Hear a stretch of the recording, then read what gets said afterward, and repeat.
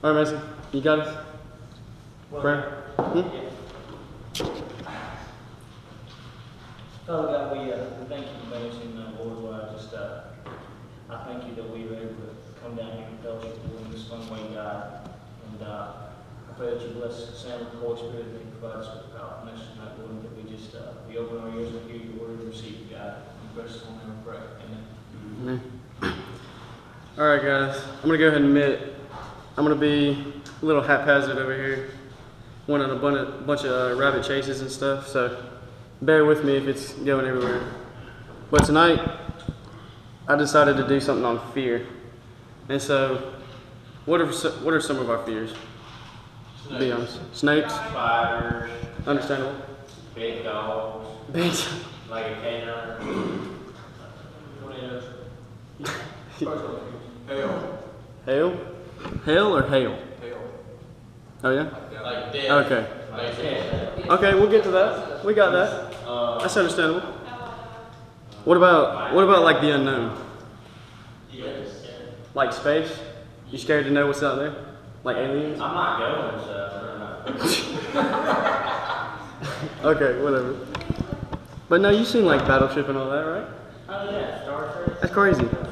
But no, I was reading this quote and it said, "People fear what they don't understand and hate what they can't conquer," which is true. Sometimes I hate basketball because I can't dunk. But no, like I was talking about, how about death?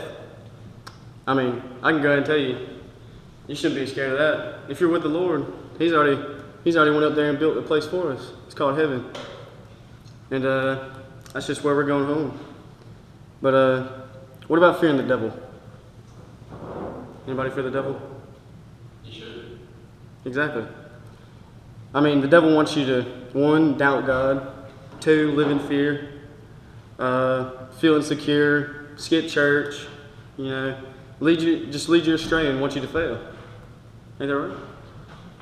He's the worst one.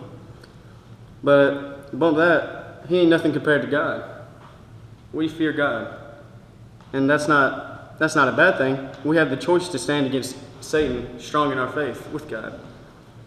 1 Peter 5:9 says, "Resist him, standing firm in the faith, because you know that the family of believers throughout the world is undergoing the same kind of sufferings." We all go through it. We're all going through some kind of suffering. We're all being led astray from the devil, by the devil. But there's something greater that is for us. 1 John 4:4 says, "You, dear children, are from God and have overcome them, because the one who is in you is greater than the one who is in the world." If I had a mic, I'd drop it right there. But what about fear of worldly things? Loneliness, pain, regret. I feared those at one time, and I still do sometimes. But I was reading this article on fearing God, and it said, "Unfortunately, many of us presume that the world is the ultimate threat, and that God's function is to offset it. How different this is from the biblical position that God is far scarier than the world. When we assume that the world is the ultimate threat, we give it unwarranted power. For in truth, the world's threats are temporary. When we expect God to balance the stress of the world, we reduce him to the world's equal. As I walk with the Lord, I discover that God poses an ominous threat to my ego, but not to me. He rescues me from my delusions, so he may reveal the truth that sets me free. He casts me down, only to lift me up again. He sets in my judgment of my sin, but forgives me nevertheless. Fear of the Lord is the beginning of wisdom, but love from the Lord is its completion." That's some powerful stuff right there. But God's strength and love is all we need. I mean, if anything you do, rely on him. If anything you take from this message, just rely on him, and he won't lead you astray. Adam will tell you, Philippians 4:11-13. "I am not saying this because I am in need, for I have learned to be content wherever the circumstances. I know what it is to be in need, and I know what it is to have plenty. I have learned the secret of being content in any and every every situation. Whether well-fed or hungry, whether living in plenty or in want, I can do all this through him who gives me strength." Whether we are in need or when we have God, or when we have plenty, there is still a need for God. Would you agree, Mason? Right? Take Paul, for example. He didn't have fear because he knew God's power, and God gave him strength to go around spreading his word fearlessly. And I forgot to play the song by Lecrae. I got this from.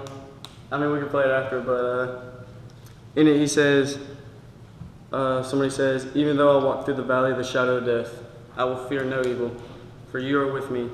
Your rod and your staff, they comfort me." That's Psalms 23:4.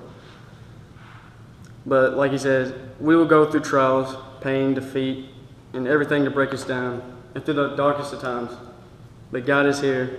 He is with us, and He's for us. So what is there to fear? That's all I got. I think another good example you could use is Job. Mm-hmm. You ever read the book of Job? Someone that had everything taken away from him, and he never doubted God whatsoever. That's right. Was I going think to sacrifice his own son just because God told him. I don't think any one of us in human nature would do that today anyway. I mean, even take Daniel. You know how the king was sentencing everybody to like the lion's den. Yeah. Whenever, if they prayed, that joker didn't give in to temptation. That dude prayed 3 times a day, didn't care what happened to him.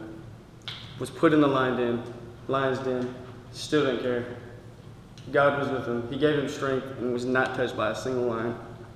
And he was given success and everything good. Anybody else? Anything else?